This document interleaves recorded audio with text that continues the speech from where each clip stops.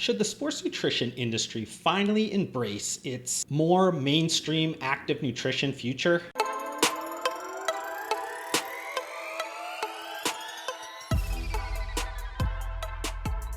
When I started in the functional CPG space more than a decade ago, if you were trying to kind of label brands like MusclePharm, Cellucor, Optimum Nutrition, or if you think about today's hottest brand, Redcon One, the only term that you would use to describe them would be sports nutrition.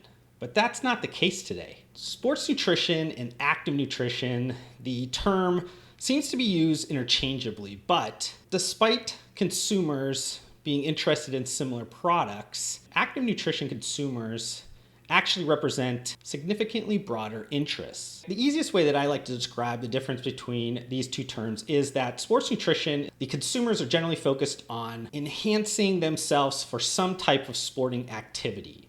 Now, active nutrition consumers do include some type of athleticism within their day-to-day lives. They are looking to satiate a goal that is focused on their long-term health. Simply put, active nutrition is the evolution of sports nutrition. Active nutrition is by far the golden ticket here. This is where you can really build very big, large-scale, functional CPG brands. And that's because active nutrition, it takes the products away from it just being a one-dimensional industry. But the question remains, are previous gatekeepers, legacy sports nutrition brands ready to get outside of their comfortable subculture for a much bigger and greener pasture? Just kind of mentioning a few more details around the difference between sports nutrition and active nutrition.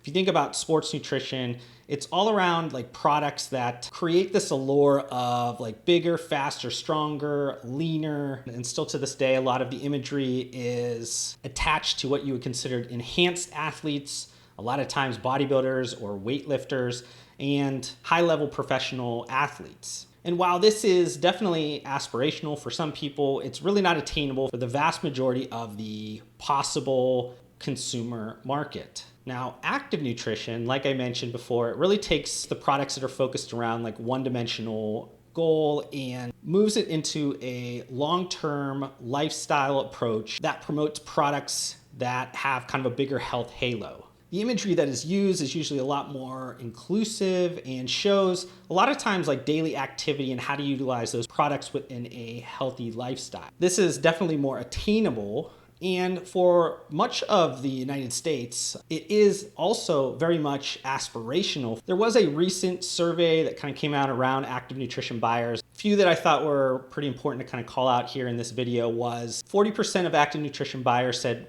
even though they were not dealing with any kind of health issues, they were trying to take more of a proactive approach to their health and wellness. 47% of respondents said that they have been trying to exercise more. 39% said they are trying to improve their diets more, but only 20% said they have taken nutritional supplements. And I want to kind of call out that last piece of data from the survey around the supplement use because active nutrition buyers are not necessarily thinking about traditional supplement use or are not necessarily interested or at least considering supplement use. So if you are a sports nutrition brand and you're trying to appeal and kind of reposition your products and brand towards active nutrition buyers, like what do? How do you appeal to those customers? Traditionally, what has kind of been used is the Trojan horse of protein powder. Protein overall as a macronutrient seems out of the three, if not counting alcohol, is rarely gets talked down to or kind of trashed in the media. People seem to be very focused on always trying to figure out how to add more protein, especially today. As sports nutrition has kind of gravitated and became more popular and kind of transformed itself into active nutrition, consumers naturally gravitated towards functional ingredients that both added some element of performance, but also dietary benefits. And as this popularity grew, you also saw the products being available outside of just the specialty supplement retailers that helped the amount of people that had access to them or that saw them in their kind of week-to-week purchasing habits. So with this continued positive kind of consumer sentiment for protein overall, it was utilized by active nutrition brands as really kind of that entry fee to get consumers interested in the broader propositions. About 50% of people are interested in adding more protein to their lives right now, but it's important for sports nutrition brands that are kind of thinking about changing is that the reason why consumers are looking to add more protein is not what you would consider normally within sports nutrition, and that is to kind of add strength or add muscle. The reason why active nutrition buyers are trying to add more protein is for just overall general health and wellness purposes. And now, while most of the original kind of Trojan horse of protein powder was from like milk proteins, you're seeing a similar thing happen with plant-based proteins, a lot around kind of the growing trend around flexitarians and the increased interest in the plant-based diet. Taking this a step further and adding more fuel to the fire towards this shift to active nutrition was the utilization of food form applications. Though the protein powder halo is still definitely well in effect, consumers are now being kind of tempted with a ton of functional consumer packaged goods and fast-moving consumer goods, along with the shift of sports nutrition kind of moving into what we consider active nutrition. You also had the broader CPG industry kind of moving from conventional products over to functional, or at least like better for you products, and then also the growth of just the snacking category overall. All of these trends are kind of converging together and providing a ton of product innovation, product launches around what you would consider like food form active nutrition products. These active nutrition consumers have really kind of pushed forward a lot of the food form snacking categories. And now you see unlimited substitutions that are popping up in categories like protein bars, ready to drink protein shakes, protein added like confectionery, sweet snacks, and savory snacks. But outside of protein, you also see a lot of applications happening around energy and focus, primarily around like the growth of the energy drink category, specifically the functional energy drink subcategory. A lot of interest around like gut health and utilization of pre and probiotics being kind of added into a ton of food and beverages. You're even seeing added into items like cookies. Just overall vitamins, having different food forms like gummies. If you've ever walked down a kind of a vitamin aisle at any major retailer, most of the vitamins now come in a gummy format, but they're also kind of added into a ton of fortified foods and beverages. Now, for those sports nutrition brands that maybe are not all that interested in kind of food and beverage applications of active nutrition, what would be like traditional kind of caps, powders, pills? Like what could you do? Are there opportunities available? The answer is definitely yes, but you have to think about this a lot differently. While the active nutrition consumers might not necessarily be as interested in supplements as like sports nutrition buyer groups, but there has been an overall rise in consumer awareness around overall health and wellness that provides a ton of opportunities that can replace your traditional pre-workouts and fat burners. A few of the trending ones that you're seeing right now is collagen, you're seeing adaptogens or herbals, botanicals or medicinal mushrooms. You're seeing usage of nootropics, like I mentioned before, pre and probiotics for gut health, and then also CBD.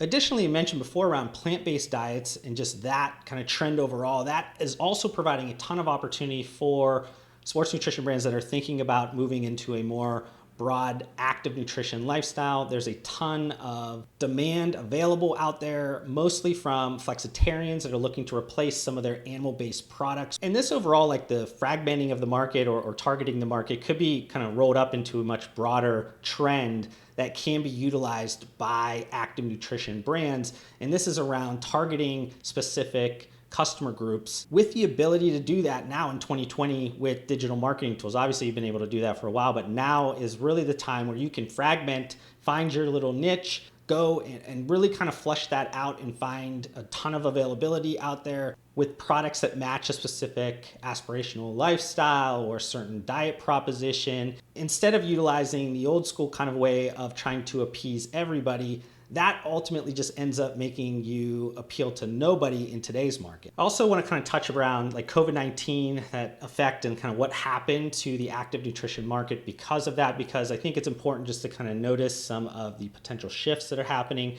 Take the approach from the consumer first. They obviously had a ton of added stress that happened with COVID-19, be that just interruption of their day-to-day routines, or maybe from job loss, or maybe from people getting sick, and maybe kids out of school, tons of different things there. And that kind of threw everything off from their normal, like, healthy lifestyle. There also was like that restricted living that kind of created a ton of issues with closures to normal gym routines. So now you saw a lot of people getting out and just doing like general activity, running, walking, biking.